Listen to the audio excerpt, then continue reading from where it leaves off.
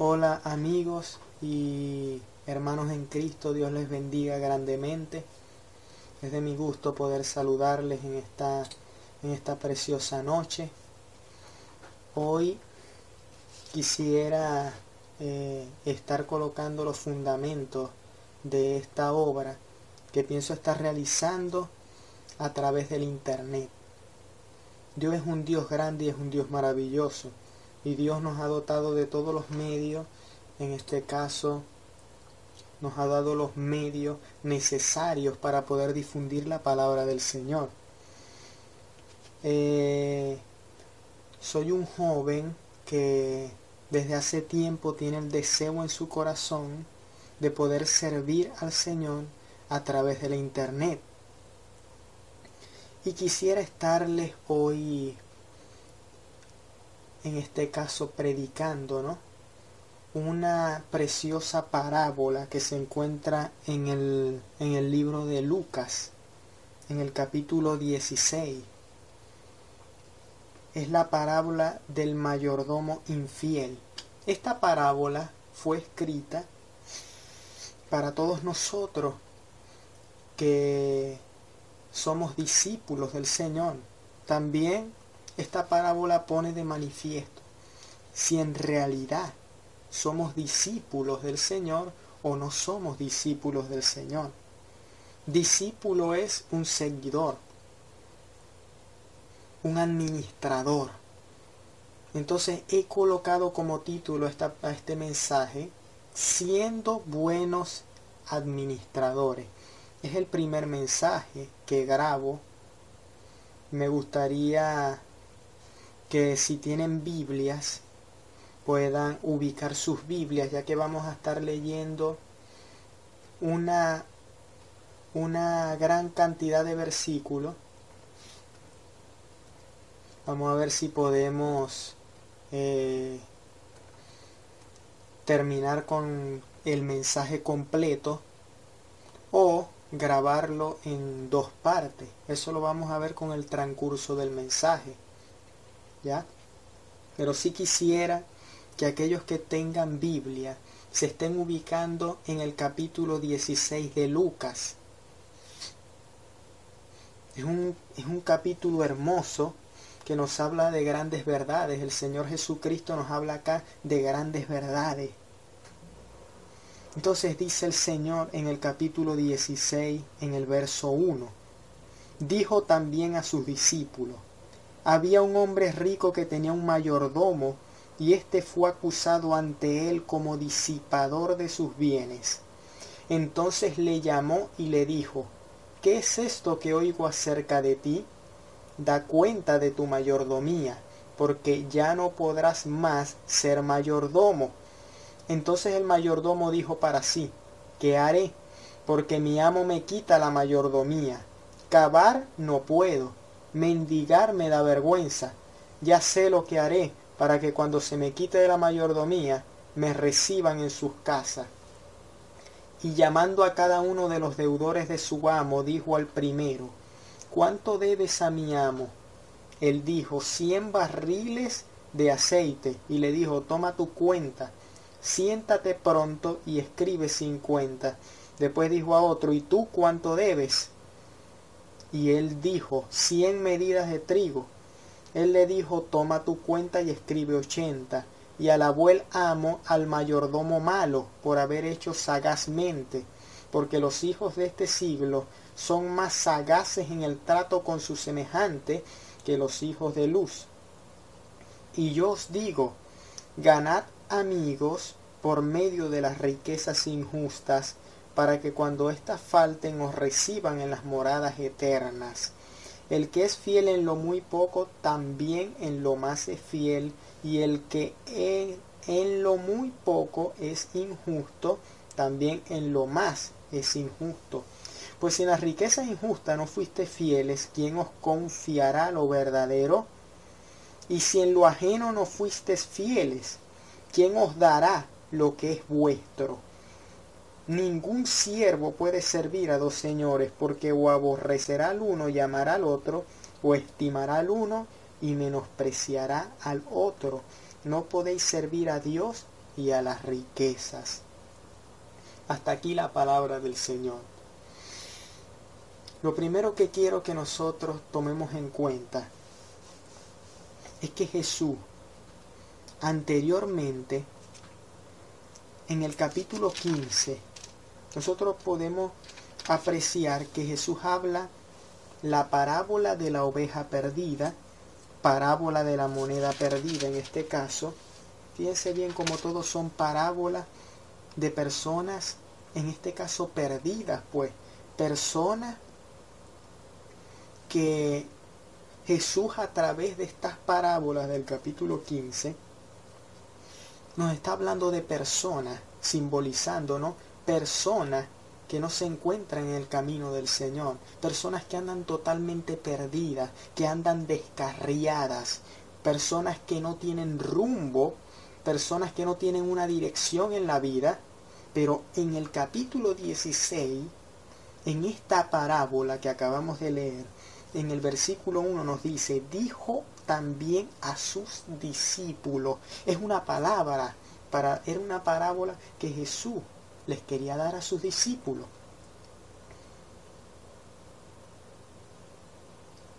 Dice, había un hombre rico que tenía un mayordomo, y éste fue acusado ante él como disipador de sus bienes. ¿A quién se lo dijo?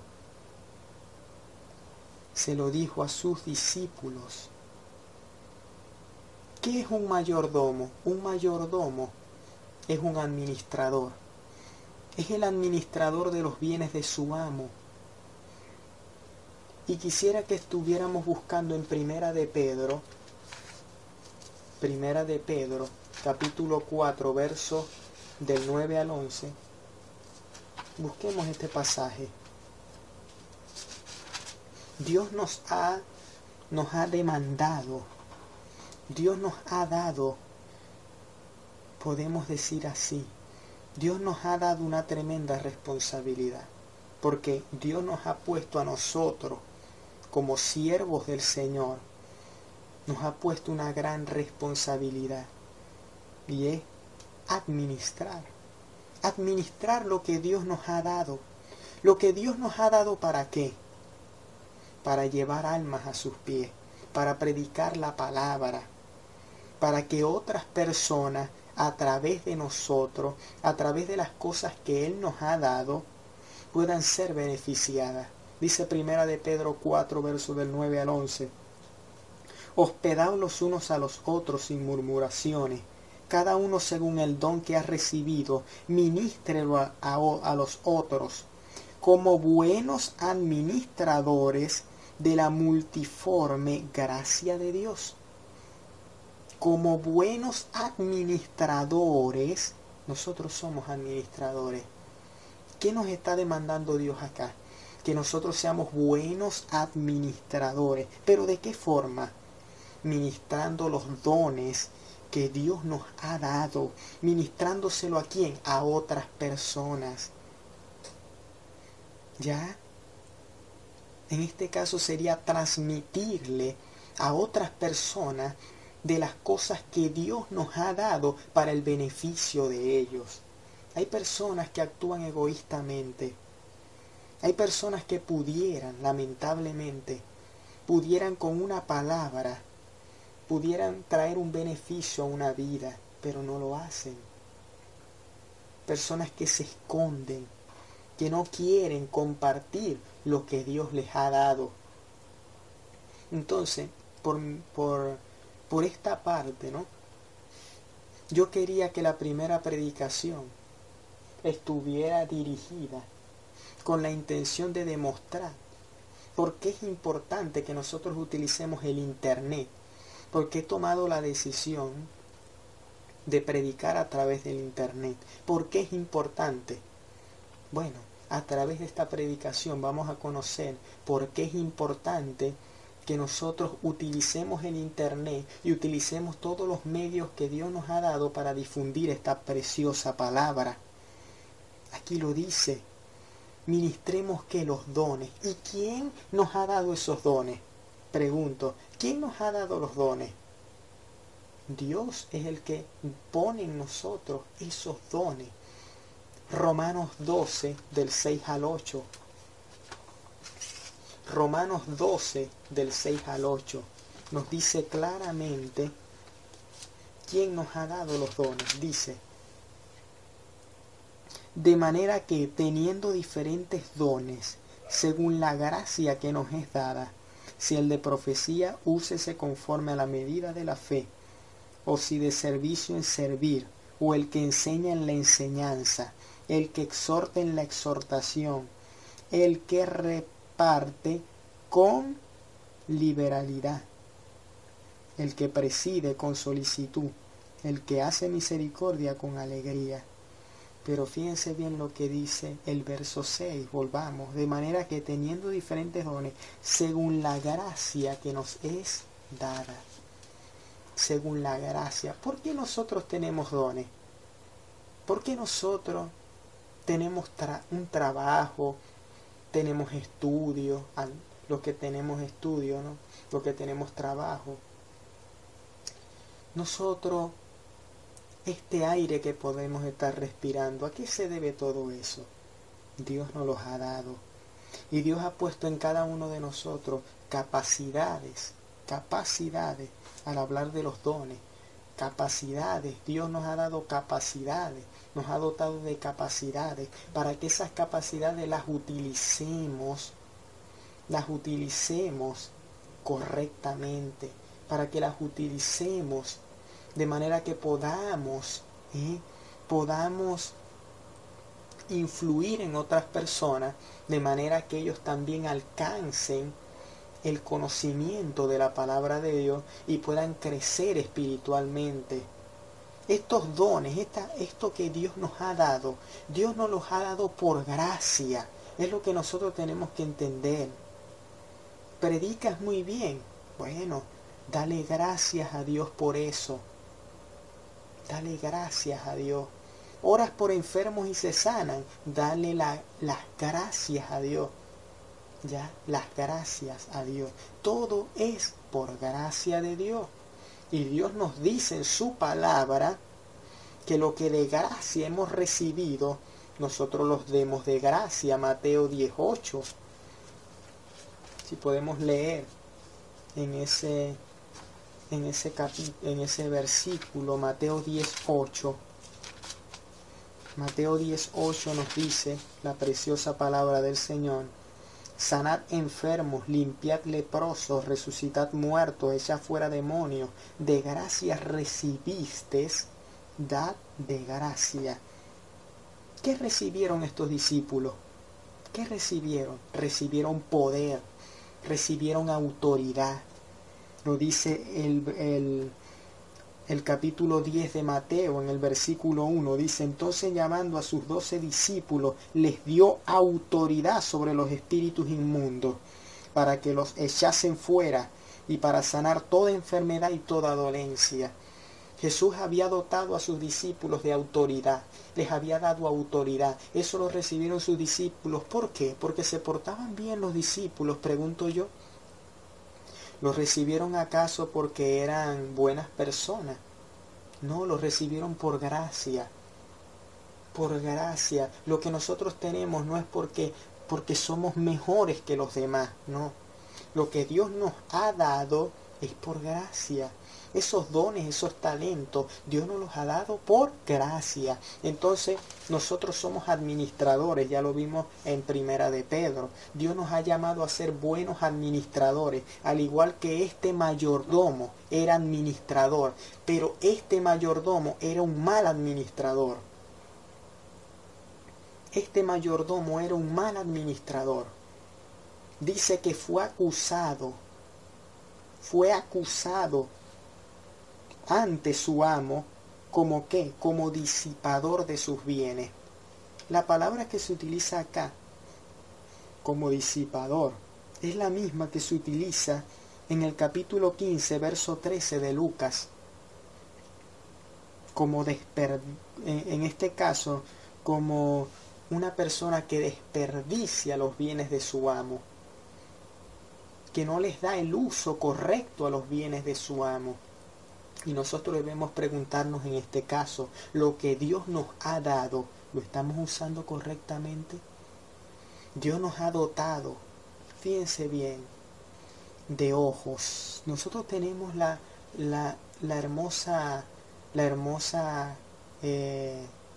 vamos a decirlo así, la capacidad de poder ver, de poder escuchar, de poder sentir, de poder hablar.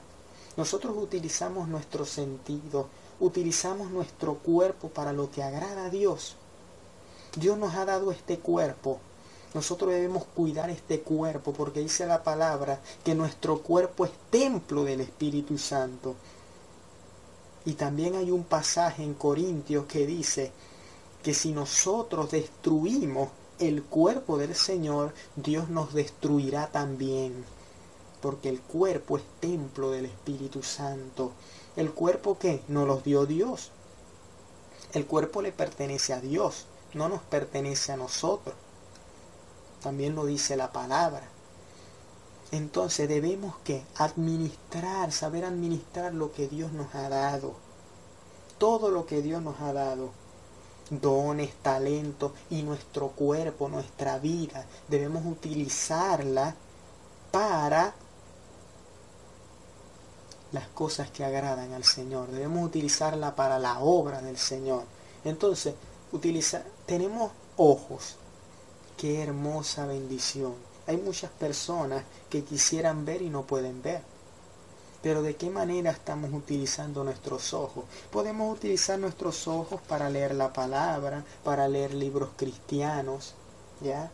Podemos utilizar nuestros ojos de muchas maneras, pero debemos utilizarla de la manera que agrada a Dios. Nuestros oídos, ¿de qué forma utilizamos nuestros oídos? ¿Qué cosas estamos escuchando? ¿De qué manera utilizamos nuestra lengua? ¿Estamos trayendo bendición o maldición? Entonces son cosas que debemos analizar y debemos comprender. ¿De qué manera estamos utilizando las cosas que Dios nos ha dado? Que podemos utilizarlas para el bien. Y muchos la están utilizando para mal. Entonces, esta parábola, Dios nos enseña mucho a través de esta parábola. Y hay cosas que nosotros debemos imitar de este mayordomo. Los vamos a ver más adelante. Pero hay otras cosas que no debemos imitar de este mayordomo. Y una de ellas es la mala administración. La mala administración, el desperdicio que él hace de los bienes de su amo. Eso nosotros no debemos imitarlo. Fíjense bien la reacción de este hombre cuando es acusado. Entonces le llamó. Verso 2. Y le dijo, ¿qué es esto que oigo acerca de ti? Está hablándole el amo al mayordomo. Da cuenta de tu mayordomía, porque ya no podrás más ser mayordomo. Entonces el mayordomo dijo para sí, ¿qué haré? Porque mi amo me quita la mayordomía.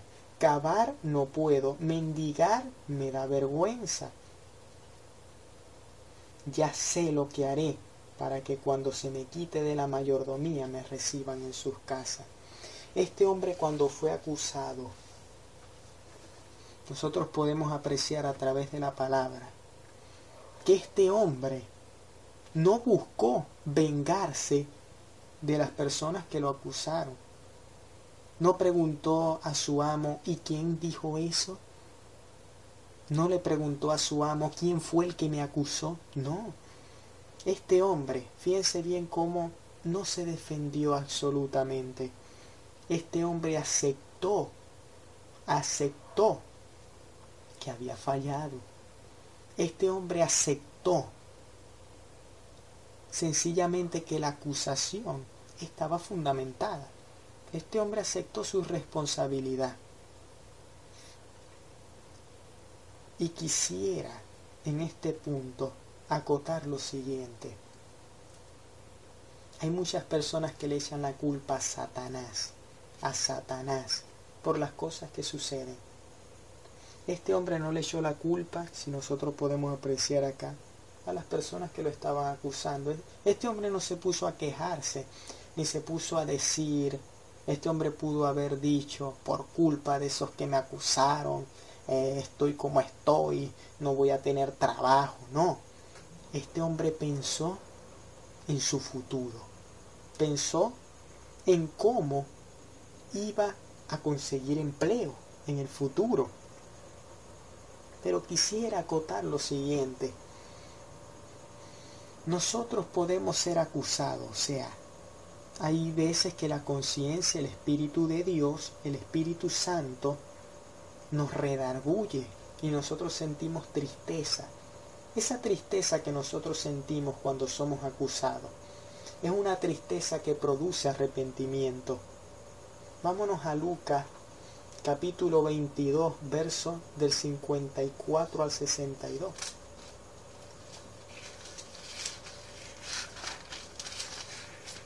Lucas 22 dice: y prendiéndole, o sea, está hablando del arresto de Jesús, le llevaron y le condujeron a casa del sumo sacerdote, y Pedro le seguía de lejos. Y habiendo ellos encendido fuego en medio del patio, se sentaron alrededor, y Pedro se sentó también entre ellos. Pero una criada, al verle sentado al fuego, se fijó en él y dijo: también éste estaba con él. Pero él le negó, diciendo: mujer, no lo conozco. Primera negación de Pedro. Jesús le había dicho a Pedro que lo iba a negar 3 veces. Un poco después, viéndole otro, dijo: tú también eres de ellos. Y Pedro dijo: hombre, no lo soy. Segunda negación. Como 1 hora después, otro afirmaba diciendo: verdaderamente también éste estaba con él, porque es Galileo. Y Pedro dijo: hombre, no sé lo que dice. Y enseguida, mientras él todavía hablaba, el gallo cantó. Entonces, vuelto el Señor, miró a Pedro, y Pedro se acordó de la palabra del Señor que le había dicho: antes que el gallo cante me negarás 3 veces. Esto le había dicho Jesús a Pedro. Y Pedro, saliendo fuera, lloró amargamente. Pedro se acordó de que Jesús le había dicho que lo iba a negar 3 veces. Pero si nosotros nos podemos ver, Pedro lloró amargamente. Eso le causó tristeza. Cuando nosotros fallamos, nosotros sentimos tristeza. El verdadero discípulo del Señor siente tristeza cuando le falla, pero siente una tristeza que produce arrepentimiento. Si nos vamos a Juan, verso del capítulo 21, del 15 al 17, Juan capítulo 21, verso del 15 al 17, nos vamos a dar cuenta de lo siguiente. Una palabra interesante. Dice 21 del 15 al 17: cuando hubieron comido, Jesús dijo a Simón Pedro: Simón, hijo de Jonás, ¿me amas más que estos? Le respondió: sí, Señor, tú sabes que te amo. Él le dijo: apacienta mis corderos. Volvió a decirle la segunda vez: Simón, hijo de Jonás, ¿me amas? Pedro le respondió: sí, Señor, tú sabes que te amo. Le dijo: pastorea mis ovejas. Le dijo la tercera vez: Simón, hijo de Jonás, ¿me amas? Pedro se entristeció de que le dijese la tercera vez: ¿me amas? Y le respondió: Señor, tú lo sabes todo, tú sabes que te amo. Jesús le dijo: apacienta mis ovejas. Pedro se entristeció cuando escuchó que Jesús la tercera vez le dijera: ¿me amas? Tal vez Pedro se acordó, fíjense bien, de que 3 veces él le había negado. Ahora Jesús le pregunta 3 veces: Pedro, ¿me amas? Fíjense bien cómo cuando nosotros caemos, cuando nosotros tenemos una debilidad y caemos, Dios nos da, por su gracia, cuando nos arrepentimos, Dios nos da la oportunidad de enfrentar todo el que me esté escuchando, medite en esto. Dios nos da la oportunidad de enfrentar aquella situación para poder vencerla. Por eso es que no debemos huirle a las dificultades. Porque las dificultades, hay personas que dicen, ¿por qué la tentación? Bueno, la tentación es para crecer. Si no somos tentados no podemos crecer. ¿Ya? Una persona, por ejemplo, que fue adicta al alcohol, ¿cómo sabe esa persona si está arrepentida o no? Puede ser que Satanás le tiente con una cerveza o con una botella de ron y esa persona diga, no, no lo voy a hacer. Cuando esa persona se niega a eso, ya está comprobado que esa persona se arrepintió verdaderamente y que esa persona ya superó la prueba, ya la superó. Entonces acá Pedro tuvo la oportunidad de decir, Señor, yo no te amo. ¿Ya? Tuvo la oportunidad también. Pero Pedro ahora, en vez de decirle no te conozco, en vez de decirle no te amo, ahora Pedro le dice, sí Señor, te amo. Lo que antes había sido 3 veces Pedro había dicho, no, yo no conozco al maestro. Ahora 3 veces Pedro dice al Jesús, sí Señor, te amo. Y el Señor le da una responsabilidad, pastorea mis ovejas. Qué tremendo que cuando nosotros fallamos y le pedimos perdón, Dios nos da otras oportunidades para que así como en alguna ocasión caímos derrotados, ahora ante la prueba y ante la dificultad podamos vencer. Porque en Cristo dice la palabra que somos más que vencedores. Ahora, si somos más que vencedores, ¿cómo se demuestra la victoria? En una batalla. No puedo vencer si no hay batalla. Tiene que haber una batalla para poder vencer. Entonces nosotros debemos pasar por batalla, debemos pasar por dificultades para poder vencer. Y otra cosa que quisiera recalcar en cuanto a la acusación. Satanás es el acusador. Ya vimos que Jesús, Pedro dice en Lucas 22, en el pasaje que leímos, cuando Pedro negó a Jesús, dice que miró a Jesús y él se acordó y lloró amargamente. Es la diferencia de que cuando nosotros fallamos, miramos a Jesús. Y cuando miramos a Jesús, eso produce arrepentimiento, produce un cambio. Produce un cambio. Cuando una persona falla, pero mira su palabra y se da cuenta de su error, mira a Jesús, se da cuenta de su error, esa persona va a cambiar. Esa persona, cuando mira de verdad a Jesús, esa persona va a ser transformada, va a ser cambiada.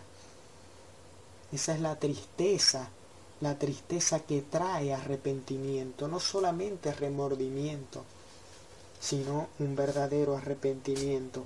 Pero también hay otro acusador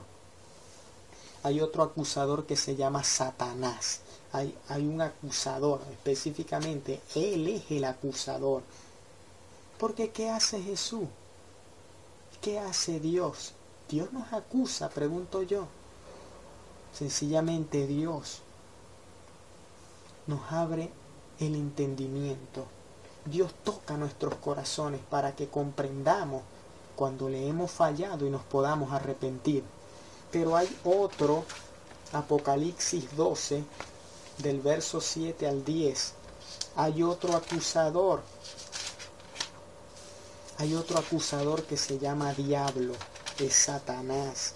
Verso 7 de Apocalipsis 12 dice, después hubo una gran batalla en el cielo. Miguel y sus ángeles luchaban contra el dragón, y luchaban el dragón y sus ángeles, pero no prevalecieron, ni se halló ya lugar para ellos en el cielo. Y fue lanzado fuera el gran dragón, la serpiente antigua que se llama Diablo y Satanás, el cual engaña al mundo entero. Fue arrojado a la tierra y sus ángeles fueron arrojados con él. Entonces oí una gran voz en el cielo que decía: ahora ha venido la salvación, el poder y el reino de nuestro Dios y la autoridad de su Cristo, porque ha sido lanzado fuera el acusador de nuestros hermanos, el que los acusaba delante de nuestro Dios día y noche. Aquí nosotros tenemos un panorama de lo que va a ser. Apocalipsis es un libro que habla de lo que va a suceder en el tiempo futuro, todo lo que tiene que ver con la gran tribulación,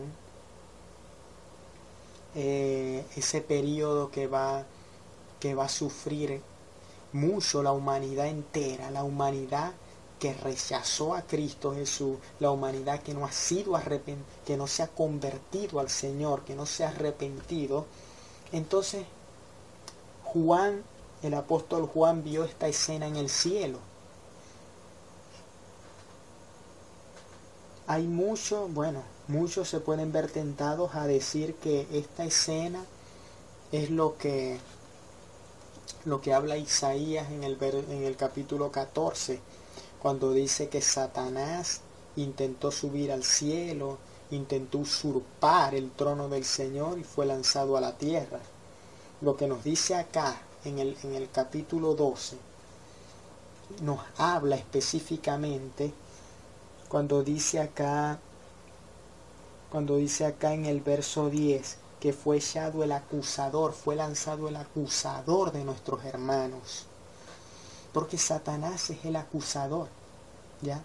En aquel tiempo, cuando Satanás fue echado a la tierra,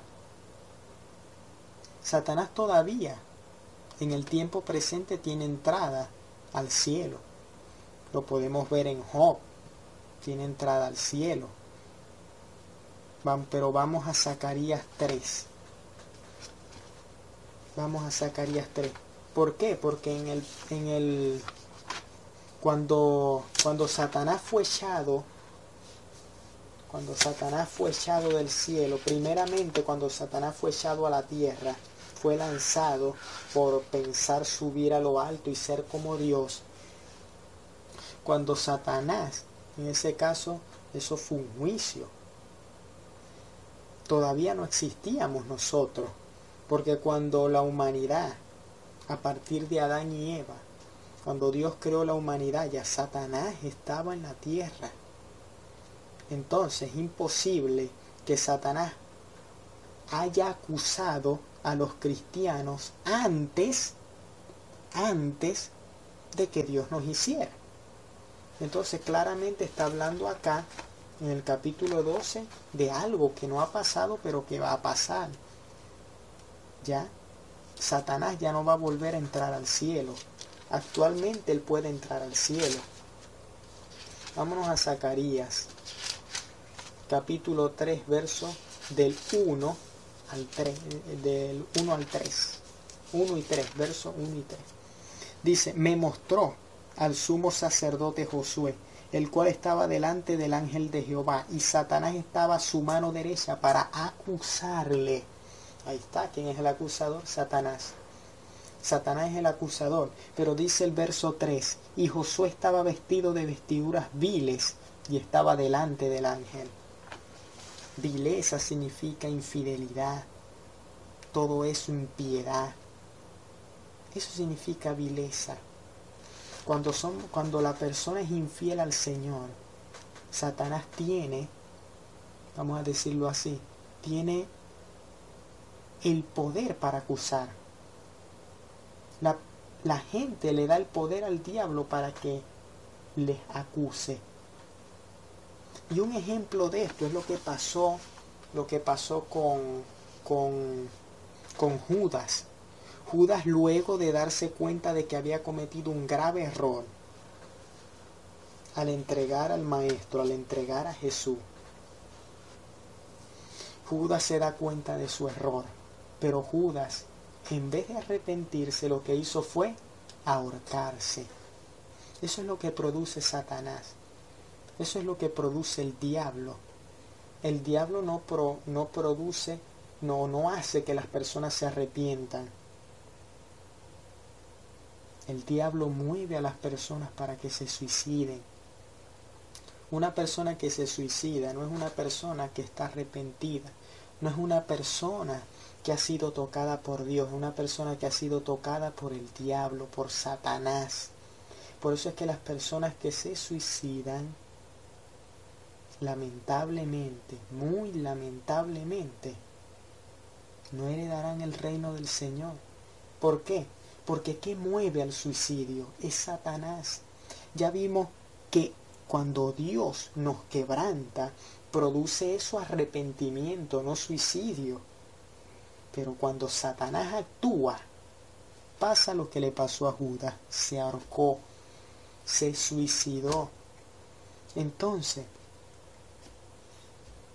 cuando Dios, en este caso, cuando Dios nos quebranta, debemos tener en cuenta que Dios, cuando Dios nos toca, es porque nos ama y quiere que nosotros cambiemos. Pero no demos lugar al diablo. No dejemos que Él, con sus pensamientos, comience a acusarnos y acusarnos y acusarnos y quítate la vida y haz esto y haz aquello. No. No. Miremos a Jesús. Solamente miremos a Jesús. Entonces, el mayordomo, fíjense bien como el mayordomo, algo que hace Satanás es que Satanás no promueve el arrepentimiento. Estas personas que le acusaron fueron ante el amo.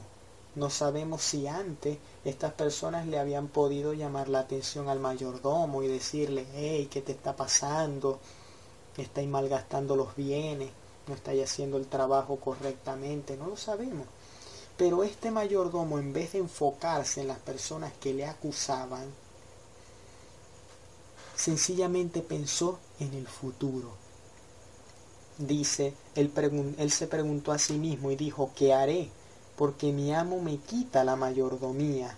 Cavar no puedo, mendigar me da vergüenza. Ya sé lo que haré para que cuando se me quite de la mayordomía, me reciban en sus casas.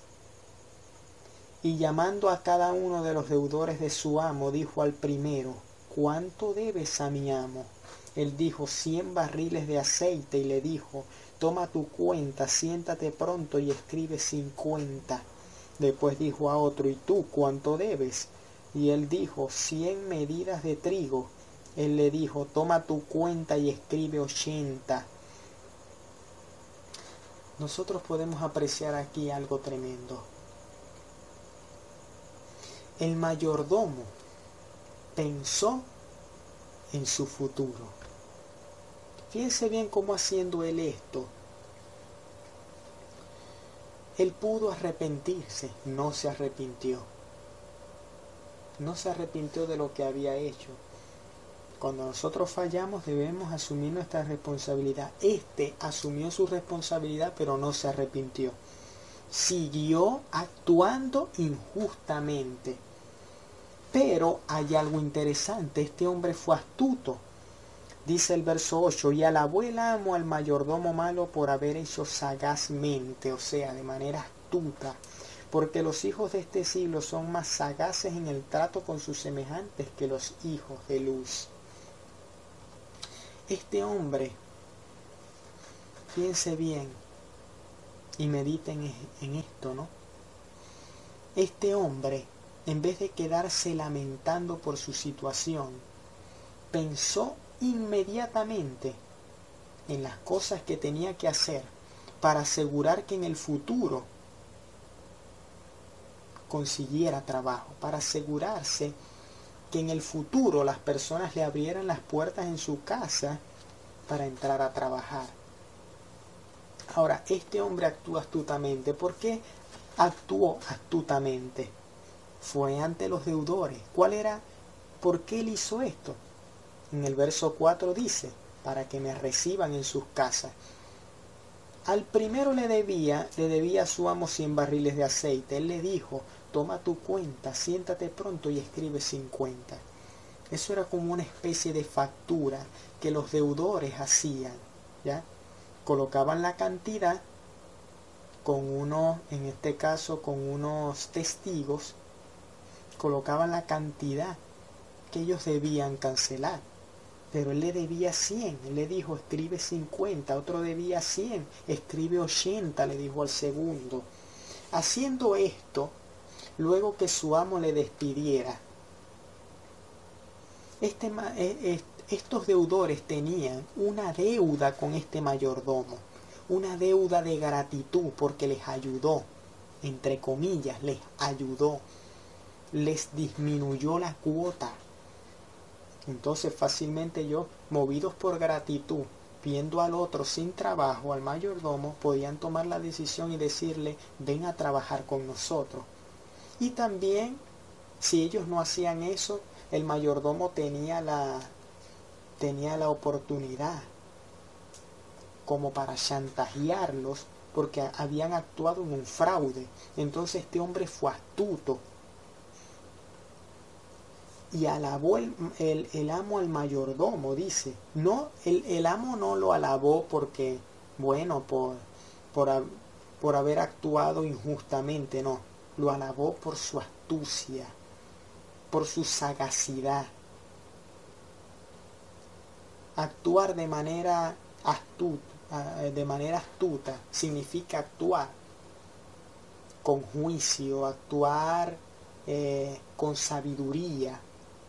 Lamentablemente utilizó esa astucia y actuó de mala forma, porque lo que hizo fue un fraude. Pero una persona astuta es una persona que piensa bien las cosas. Una persona astuta es una persona sabia, una persona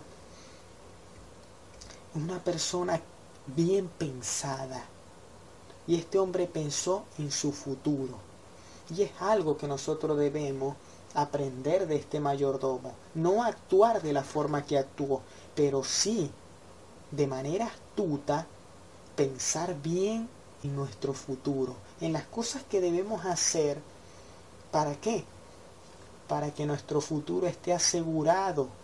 ¿Y dónde está nuestro futuro? No está acá. Nuestro futuro está en el reino de los cielos. Este hombre actuó astutamente para asegurarse un puesto en el futuro. Es lo que nosotros debemos hacer. Porque Dios nos manda a ser astutos. ¿Ya? Dios nos manda a ser astutos. Y nos dice Mateo 10:16. La misma palabra astucia que significa prudente. Mateo 10:16 dice: He aquí yo os envío como a ovejas en medio de lobos. Sed pues prudentes como serpientes y sencillos como palomas. Jesús estaba motivando a sus discípulos a que sean astutos. ¿Astutos como quién? Como la serpiente. La serpiente, cuando van a cazar, actúan con cautela. Las serpientes no pierden el control. Las serpientes se esconden y actúan con prudencia, con sabiduría. ¿Por qué con sabiduría? Porque atacan en el momento indicado. En el momento y en el lugar indicado. Ellas saben cuándo actuar. Son calculadoras. Todo lo calculan. No se desesperan. ¿Ya? Las serpientes no se desesperan. Sencillamente calmaditas. Están en el lugar correcto. A la hora correcta. Y atacan cuando tienen que atacar. No se desesperan a atacar lo más rápido. No. Atacan cuando tienen que atacar. Segunda de Corintios 4, del 7 al 8. Nos habla de esto. Segunda de Corintios 4, del 7 al 8.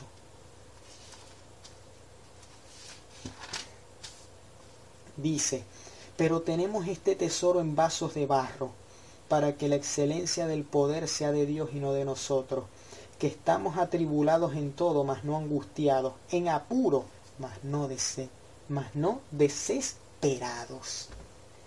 Entonces, así como la serpiente no se desespera, de esa manera debemos nosotros hacer, no desesperados. No debemos estar desesperados. Debemos, ¿qué? Tener esperanza. Porque el que está desesperado es porque no tiene esperanza. ¿Y por qué no tiene esperanza? Porque no tiene fe. Hebreos 11:1. Pues la fe, la certeza de lo que se espera. ¿La certeza de qué? De lo que se espera. Eso es esperanza, ¿eh? Eso es esperanza. La certeza de lo que se espera y la convicción de lo que no se ve. Entonces, ¿por qué debemos actuar como las serpientes en cuanto a la prudencia? Debemos actuar en el sentido de que no debemos desesperarnos, debemos ser calculadores, saber cuándo actuar, de qué manera actuar. Por supuesto, no transferir veneno a los demás, sino saber el momento indicado para poder actuar. Y por supuesto, tener esperanza. Tener esperanza, porque el que tiene esperanza tiene fe. Y también nos dice que debemos ser sencillos como las palomas. La paloma es muy inofensiva, es un animal muy inofensivo. Entonces puede ser que algunos digan, oye, pero se está contradiciendo. ¿Cómo va a decir primero que la serpiente y luego que como la paloma? Bueno, ¿saben por qué dice que como la paloma? Porque nosotros en realidad debemos ser inofensivos. En el sentido de que no somos nosotros los que debemos brillar. Sencillamente es Dios el que debe brillar. ¿Ya? Nosotros no debemos fundamentarnos en nuestra fuerza. La paloma, comparado a la serpiente, es muy débil. Muy débil. Sumamente débil e inofensiva. Muy calmada la paloma. Entonces, ¿quién debe brillar? ¿Dios o nosotros? ¿Somos nosotros los que debemos brillar? No, es Dios el que debe brillar. Entonces, por supuesto, nosotros como individuos, como personas, como seres humanos, nosotros debemos abstenernos de hacer la obra. Nosotros debemos permitirle, es a Dios que haga la obra a través de nosotros. Por eso es que nosotros, como en el caso de la paloma, nosotros debemos estar calmaditos, o sea, inofensivos. Sencillamente diciéndole a Dios, Dios, haz el trabajo a través de nosotros. No que seamos nosotros los que movamos las cosas. No, yo voy a predicar y voy a predicar de mis conocimientos, de esto, de aquello. No, ponernos en las manos de Dios y decirle a Dios, Señor,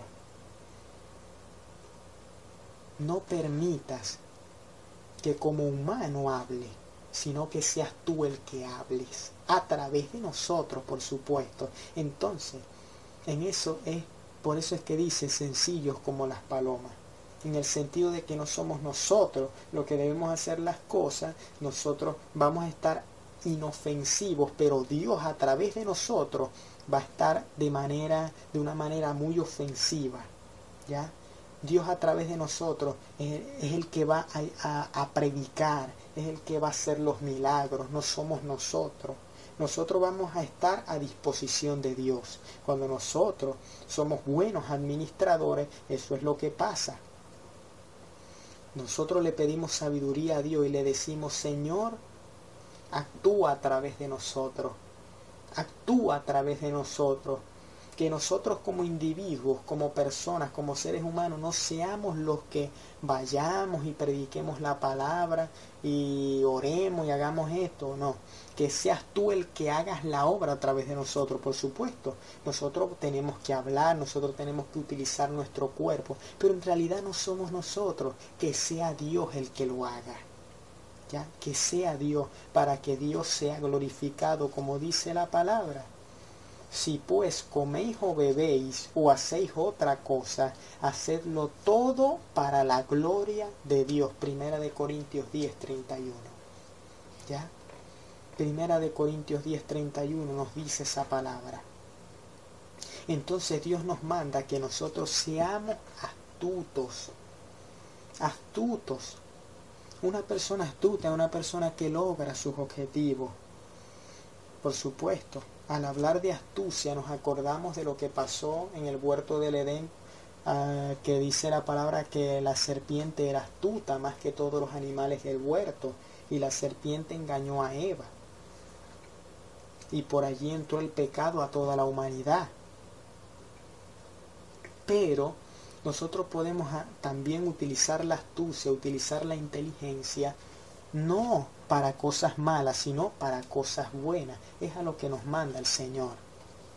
¿Ya? Es a lo que nos manda el Señor. Ahora,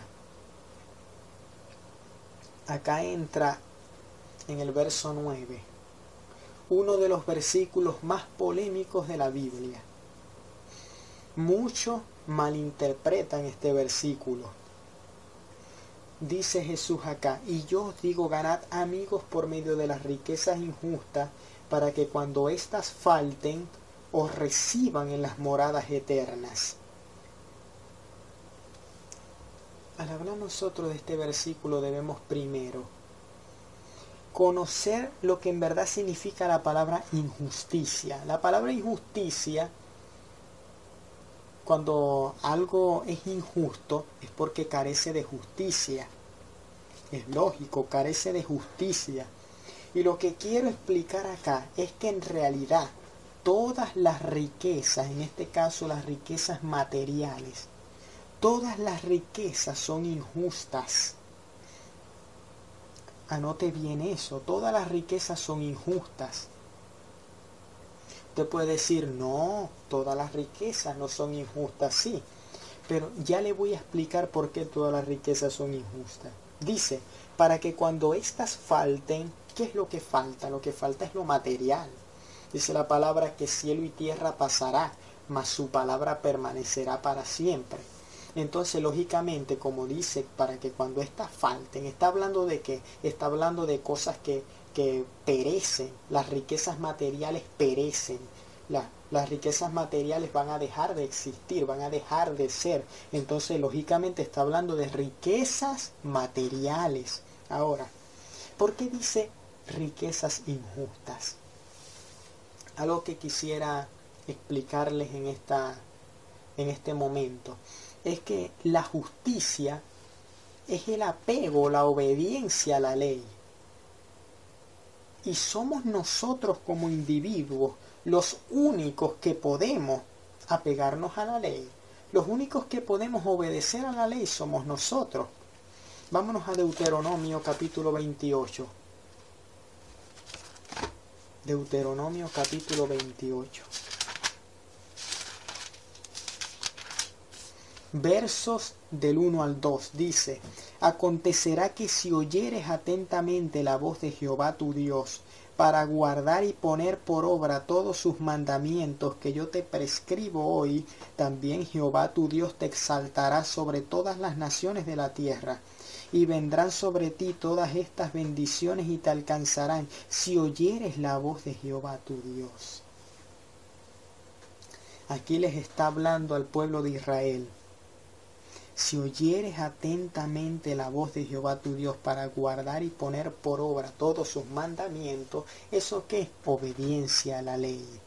Está diciendo que si obedecemos la palabra de Dios, si obedecemos su voz, vamos a ser bendecidos. ¿A quién le dice esto? Le dice al hombre.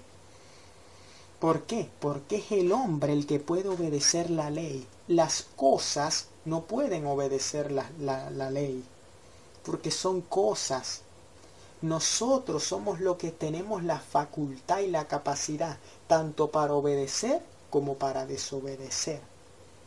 Entonces, al hablar de justicia, el hombre puede ser justo. El hombre puede actuar justamente. Las riquezas no pueden actuar justamente. ¿Por qué? Porque una riqueza no puede obedecer. Una riqueza no puede obedecer. Tú no le vas a decir a un a una computadora, tú no le vas a decir a una computadora, hey, no forniques porque la Biblia dice que no lo hagas, ¿no? ¿Por qué no lo vas a hacer? Porque la computadora no tiene la facultad de obedecer la ley de Dios, ¿ya? ¿Quiénes son los que tienen la facultad? Nosotros como seres humanos, nosotros. Dice el Salmo 145, 17. Salmo 145, 17. Vamos a buscar ese salmo. Dice, justo es Jehová en todos sus caminos y misericordioso en todas sus obras. Nosotros fuimos hechos a la imagen del Dios vivo. Nosotros fuimos hechos a su imagen. Una cualidad de Dios es que es justo. Y como nosotros somos hechos a imagen y a semejanza de Dios, nosotros también podemos ser justos.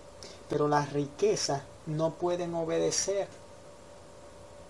No pueden obedecer por sí mismas, no pueden obedecer. ¿Quiénes obedecen? Los seres humanos. Por eso es que nos habla de riquezas injustas. ¿Por qué? Porque las riquezas no ejercen o no demuestran justicia. Quien demuestra justicia es el ser humano. Somos nosotros. Les he dicho que las riquezas no pueden obedecer. Ahora, cualquiera que haya leído Marcos 4:41, hablando de la tempestad, dice la palabra que había una gran tempestad y Jesús estaba con sus discípulos en la barca, él estaba durmiendo, ¿ya? Marcos 4:41. Y le dijeron, maestro, no tienes cuidado de nosotros que perecemos. Le despertaron. Luego Jesús dijo, calla, enmudece, le dijo al mar. Dice, reprendió al viento y dijo al mar, calla, enmudece, y cesó el viento y se hizo gran bonanza. Entonces fíjense bien lo que dicen los discípulos en el verso 41.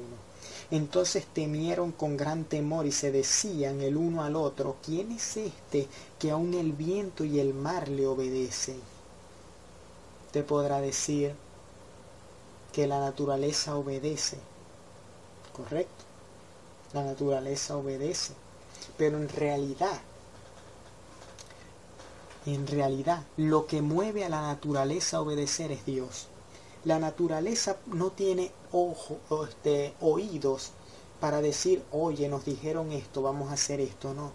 Lo que pasa es que el viento, el mar, la naturaleza, todo el mundo entero están en las manos de Dios. Y todo lo que sucede es porque Dios lo permite. Eso es por ejemplo, mi vehículo.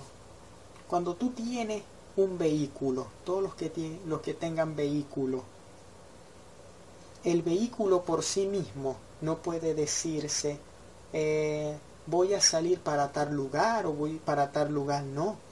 ¿Quién es el que dice eso? Tú como propietario del vehículo es el que tomas la decisión y manejas el vehículo al lugar de tu destino. En este caso al lugar donde quieres llegar. Entonces, ¿quién es el que maneja el vehículo? ¿El vehículo se maneja solo? No. No se maneja solo, eres tú el que lo manejas. Eres tú el que lo manejas. Y como Dios es el propietario de la tierra, Él es el que maneja la tierra. Y cuando los vientos y el mar le obedecieron a Jesús, en verdad fue la mano de Dios la que actuó. Fue la mano de Dios la que actuó. Porque toda la tierra es propiedad suya. Es propiedad suya.